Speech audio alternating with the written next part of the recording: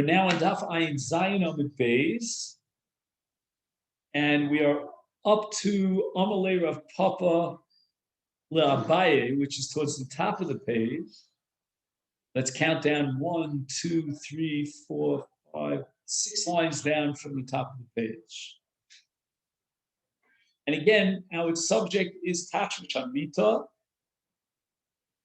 and we were wondering if abstaining from intimate relations is called an inui, and how do we derive that it's included in the pasuk V'nisam es nafsho seichem as the fifth and last category of inui. And we derived it, if you recall, from Yaakov, when Lavan says to Yaakov, I'm warning you, imtana es benosai, and we said and interpreted that that's a reference to Minias Tashmish. No. I think I made a mistake here.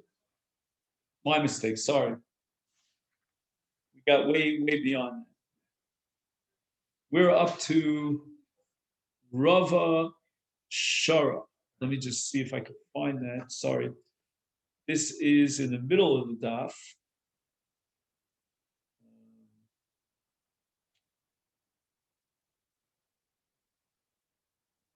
After Rav Ashi, just make sure we have the exact place here. Sorry. Yeah. So there are wide lines here on Daf Ayin Zayin Amud Beis, and Rav Ashi, you'll find 1, 2, 3, 4, 5, 6, 7 lines down of the wide lines. Line 7 of the wide lines. And let's just backtrack a moment. We had a suffix in the case of a Talmud, whether the Rav is allowed to enter into the water on his way to greet his Talmud. We know that the opposite is true, and a holech lahadbil pnei Rabo or pnei Aviv, then he's allowed to go into the water. Ad savar b'mayim, and it's not an isur rechitza because it's not timing. It's not doing. What about, can we allow this in the case of a Rebbe who's greeting his Talmud? And Rav Ashi says that we don't have a proof from the case of Rabbi Yitzchak Bar Chana and Zeira that were on the way to Rav Chia Bar Ashi, and they went through the water. It seems that the Rav is allowed to go through the water on Yom Kippurim in order to greet his Talmud, where Rav Ashi says that's not a proof because it wasn't Zeiri that was going to his Talmud Rav Chia, but rather it was Rav Chia who was going to his Rebbe Zeiri. Rava Shara means lahatir, livnei avar yemina, the people who lived in a place called avar yemina, nothing to do with politics here, Yemina. But anyway, so they had various orchards on the other side of a river, and Rav allowed them lemevar b'maya liniture pere, to pass over the water or pass through the water of the river on Yom Kippur in order to guard their peros. Amalei, Sabai said to Rava, Tanya de Messiah, I'll bring you a brisa to support this. Shomrei peros ovrim ad savarim b'mayim, meaning on Yom Kippur, those who have to go through the water in order to get to their orchards and provide protection for their peros are allowed to do so. And there's no violation of the Isur Rechitza.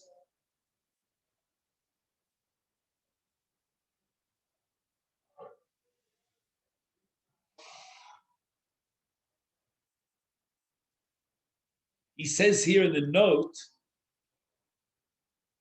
Chachamim hitiru mishum hefsei mama, kishem shehitiru litzorach mitzvah. This is a pretty radical chiddush here. I mean, why would we allow him to go through the water on Yom Kippurim simply because he wants to watch his parents. According to the footnote here, it says it's supposed to prevent the financial loss. Presumably, maybe someone was attacking the field or something. He says the Ritva writes that even though, as a general rule, we will not permit a violation of an Isur D'Rabbanan or financial loss Hefsei Mama, but may Achashlo Nesra El Rechitza Shal Hana the often true over derech malbush. He's going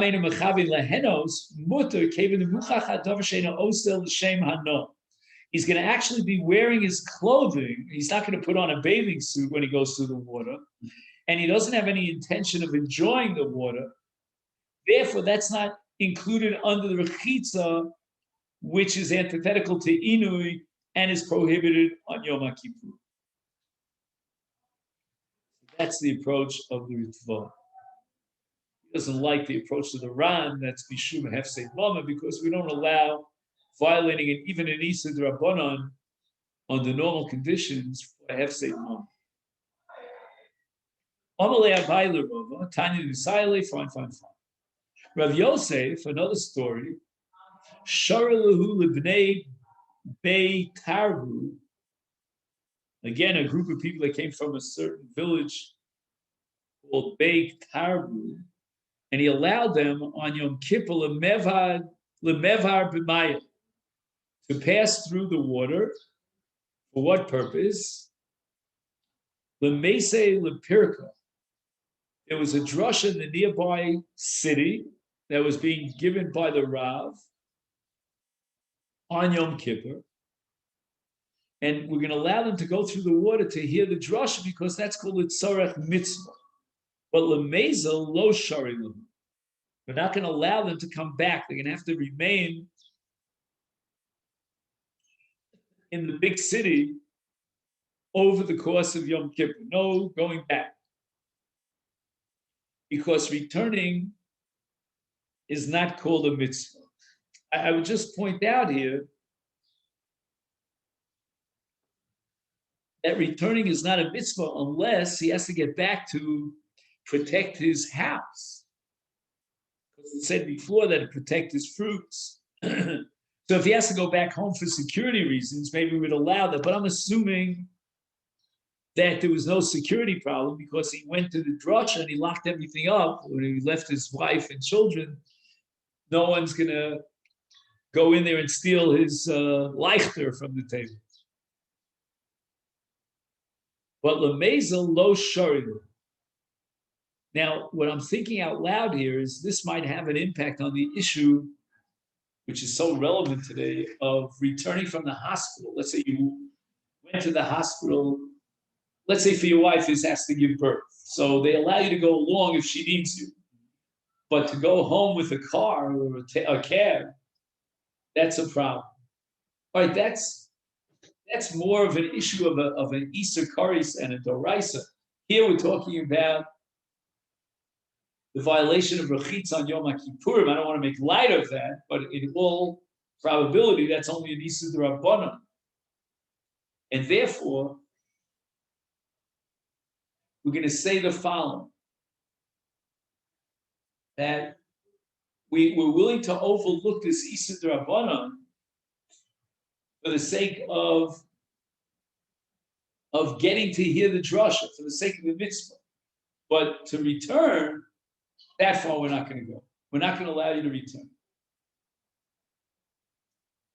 Now, what would you say? Are you willing to go to hear the drasha, knowing that you'll have to spend the entire Shabbos in that town? But that's what it says. Rashi says that if you don't allow the people to go back, then that's the next piece of Gemara. I was just sort of like feeding you into the next Gemara. Amalei Abai says to Rav Yosef, if you're not going to let him return, next year he's not going to come to you in drasha because you're telling him that he's not allowed to go back home. So therefore, we should allow him to go we should allow him to return in order to encourage him to go. And again, a husband may hesitate, accompanying his wife to the hospital on Shabbos, birth, because he knows that he's going to have to spend the entire Shabbos in the hospital. Maybe we can allow him to return home so that we can encourage him to go to begin with. And this may be true in the case of nurses and so forth. Nurses who are absolutely necessary. And during the pandemic, it was critical. There's so many people who were ill. They needed nurses to come on Shabbos. And a nurse, if need be, would be allowed to drive her own car on Shabbos. But what about going home? I think they say this far that if you don't allow her to go home, she's not going to go to begin with.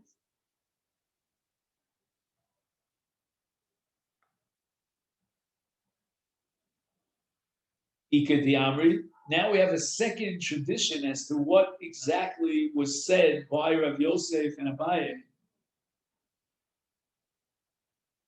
And Rav Yosef Sharalahu Lemesi, he allowed them to go through the water to hear the drasha, but what about Chazorah? What about the return trip? Sharalahu Lemesi.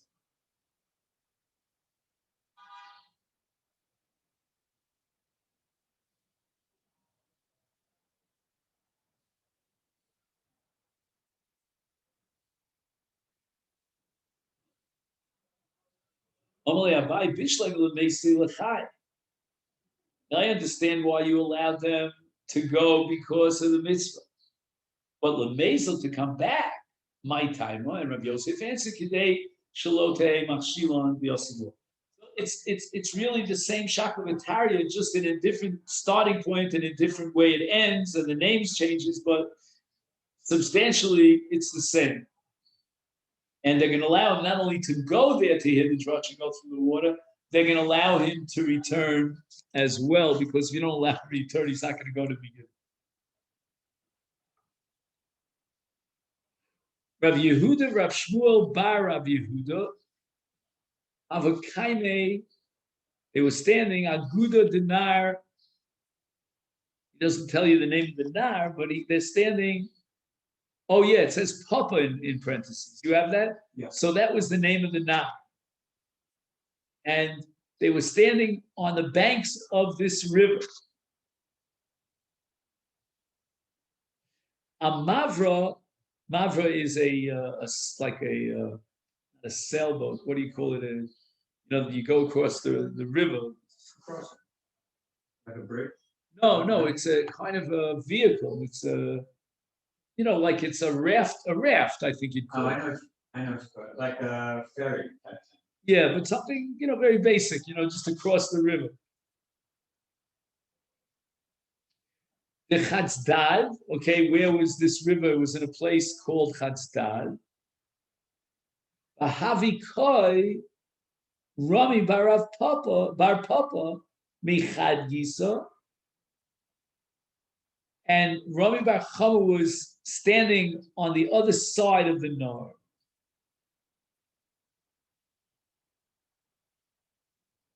Rami lehu kola, so Papa raised his voice and asked from one side of the river to the other, Ma'u lemeva,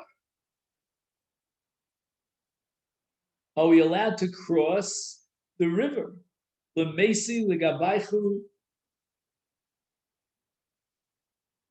lemishal shmaite.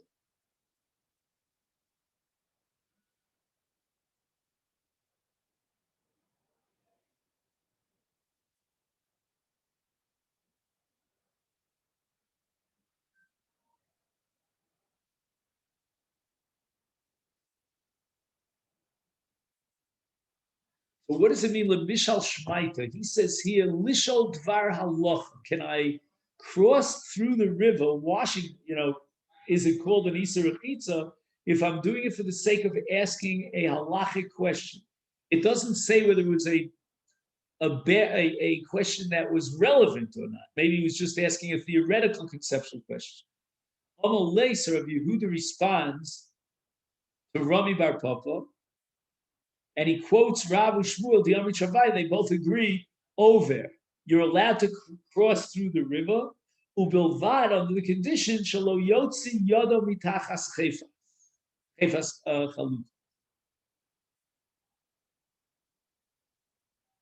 Yes, you're allowed to cross through the river, but you have to do it in a way that it doesn't look like you're enjoying, or I should say, violating meleches hotzah. What happens when you go through a river? You don't want to get your coat wet, so you lift up your coat to keep it dry as you walk through the river.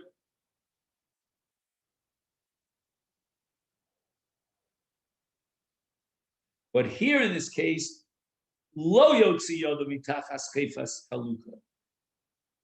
He should not lift up the bottom of his cloak, which he normally would have done in order to keep it dry, because if he does so, then it's no longer part of his garments. It becomes a masa.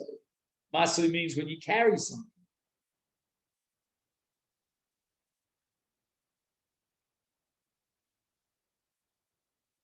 So Rabosai, how many surim are we dealing with over here? This is like an overlap of not only the problem of rechitza, but a problem of meleches hotzah, because if it's masoy, if instead of wearing your garment, you're carrying your garment, again, I don't know if it's a Rosh Hashanah, Rosh Hashanah, if it's Doraisa, but it's certainly prohibited to carry begadim from place to place. And if you do what you normally would have done going through the river, and you lift up the bottom part of you, the bottom half of your garment, then in effect it looks like you're carrying something. It's no longer malbush. It's clothes that are on your body, that's not considered masui because it's derech levush. But if you pick up the bottom of your cloak, then that's no longer derech levush. It's really masa, and it might be a violation of meleches hotzah.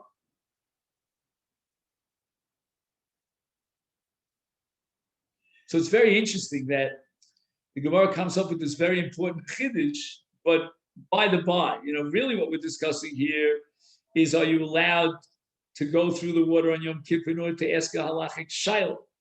But once we're on that topic, we're also going to learn that when we allow you to go through the river, you have to be careful and do it this way and not another way. You have to do it in an unusual way by letting your cloak flow down to the bottom, not pick it up, not lift it, and it's going to get wet. But that's the only way we're going to allow you to do this.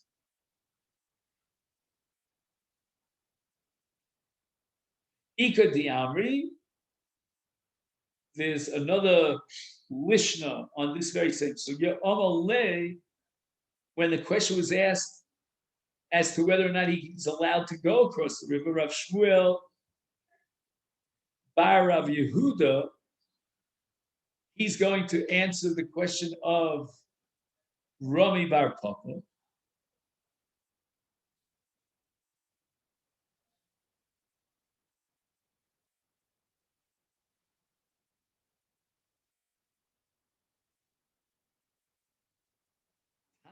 Over. I never really quite understood why the Gemara has to, on the expression, waste its time with this. I mean, we just learned this. This is a repeat. He writes in the footnote that Lefia Lishna Rishona Rav Yehuda Omer Sadvar M'Shem Rav Shmuel. Lefia Gersa Shnia Rav Shmuel Bar Rav Yehuda Omer Kem Yishmei M'Shem Abrais. So substantially, there's no difference. Maskifle Rav Yosef. We just finished saying that you're allowed to go through the water up until your neck.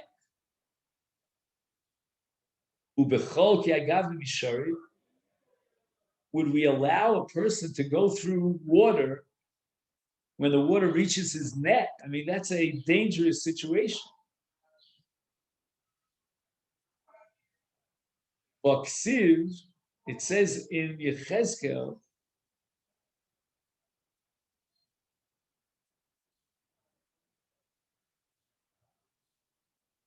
and they were talking about the Nahar of Liasid Lava. In the base Kadoshim, Kodesh Kadoshim, with the Bayit Shlishi. Vayamad Elef Ba'ama, Vayavirenu B'mayim, Mea Afsayim. So I'm gonna read this in the English, because when it gets to these complicated psukim in Yechezkel and Navi, the Masifta sometimes assumes that you know exactly what the pasuk means.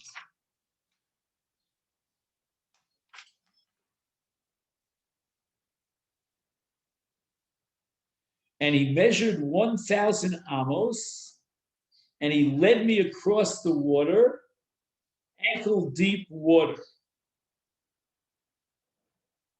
The prophet Yechezkel was shown a vision of the third Beis Hamikdash would be built at the time of Mashiach. In his vision, he saw a stream the size of a thread, I guess a very narrow stream, flowing out of the Kodesh Kadosh. As the stream distanced itself from its source, it grew larger and larger. And this pasuk relates that for the first 1,000 amos of Yerushalayim, the stream was only ankle deep. From here we learn it's permitted to pass through water that reaches up to the ankles. And that's not what we said before. Before we said it could go up to his neck.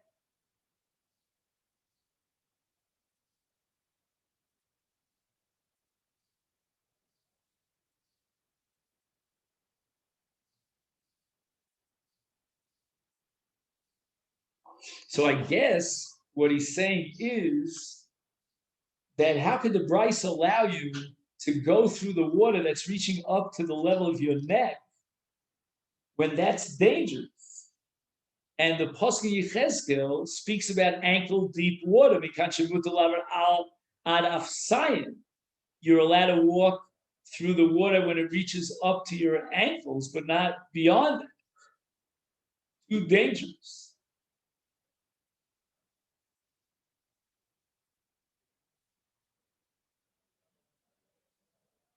Vayomer Elef Vayavireni Bamayim Mayim Birkayim. There was a measurement of the second 1,000.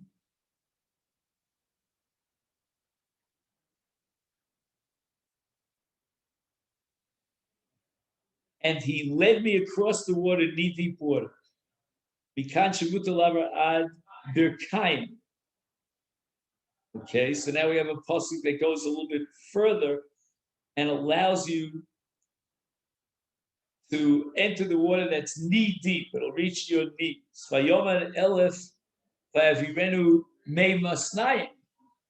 This pasuk says that he measured another 1,000. He led me across waist deep water. And Vielef.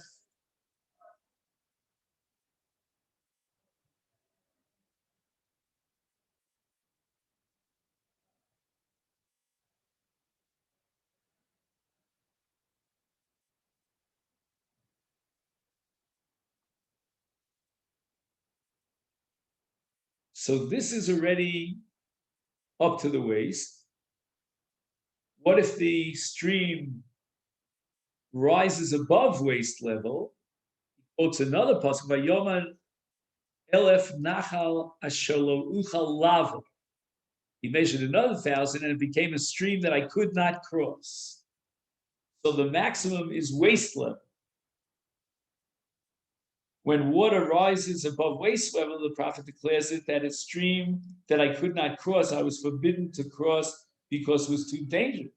So how then can the Brisa permit one to pass through the water to be Mekal Pnei Rabo up to his neck?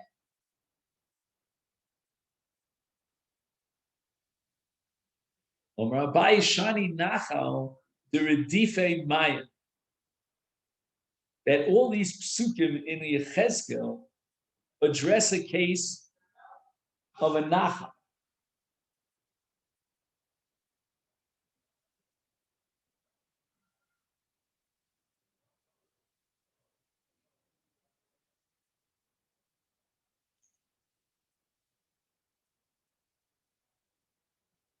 Now, what is it about a Nachal that makes it different? The Redife Maya, the waters flow swiftly.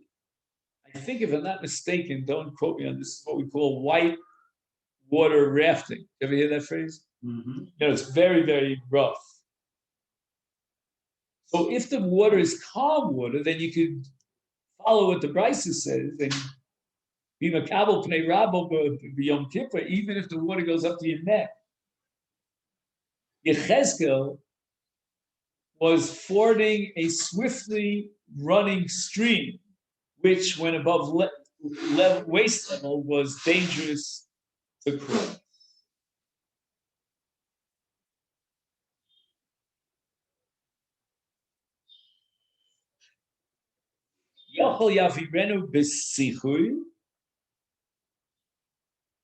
Perhaps we would allow you, even if the water, the stream of this river is above waist level, if you swim across it.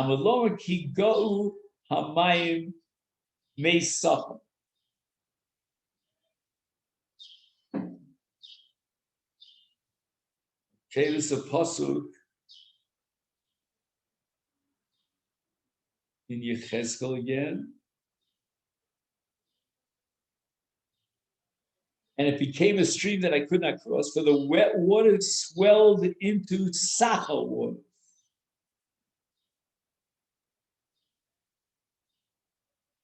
My me Sachal, shiuta, swimming water. Came current l'shayota seicha.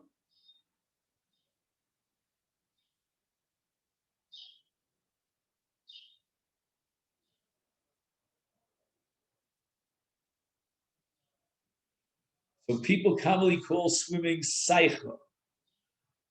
Interesting why they call it seicha.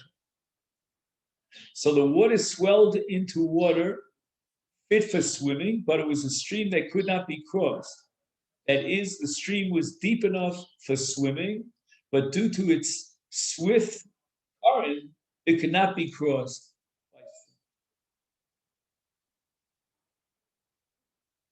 You have to know about something called extreme sports. I mean, people put their lives in danger in sports, but the Torah is actually opposed to it. And a guy might say, "Oh, I enjoy the challenge of swimming up the river, in the stream and the waves and everything else, and that's my pleasure in life." But that's not a Judaic way of doing it, because even if you're swimming, and the water's certainly deep enough for swimming, but nevertheless there's a current. And once there's a current, stay away.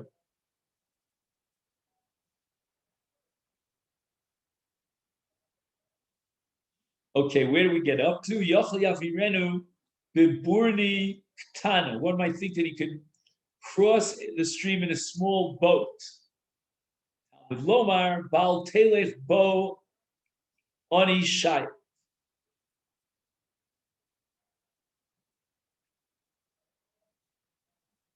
And an Oni Shayit cannot traverse it.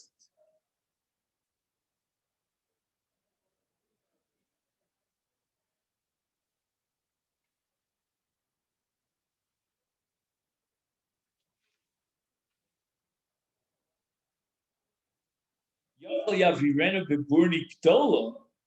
All right, okay, you're telling me I can't go across the river in a small boat. What about a large boat? Talmud Lomar, Vitzi Adir Lo Yavirenu.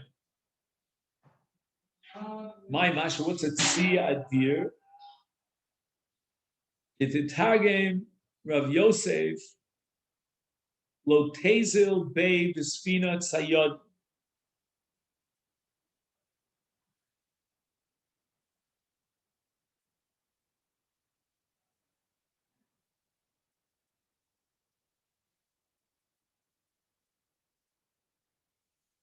Let's see the English translation here. A fishing boat will not travel upon it. Uburni rabasi loti goes, and a mighty vessel will not traverse it. So again, I guess it's rapid, such that even if he has a vessel, it's dangerous. You have to know more about shipping and stuff like that. He says Rav Yosef translates ani shayed as a fishing boat and see a deer as a mighty vessel.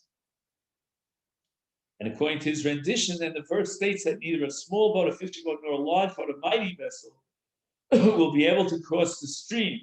And even though large boat ships routinely traverse the ocean, but the current of the stream is so swift that even mighty vessels will be impeded by it. I would say endangered by it. After we finish this sugya, we have to go to see a movie. What's the name of the movie? The ship that hit that glazer? Titanic. Yeah. Now, I don't think it was because of a stream or rapids, but I think it was an iceberg. It was an iceberg, and he went into the iceberg, and somehow he saw it at the last minute. He couldn't avoid it. How many people perished? Wow. But going through, the water is dangerous. Let's know where we stopped over here. We're up to Omar Rav Yehuda ben Hazi, which is towards the bottom of Daf Ayin Zayin Amid Beit.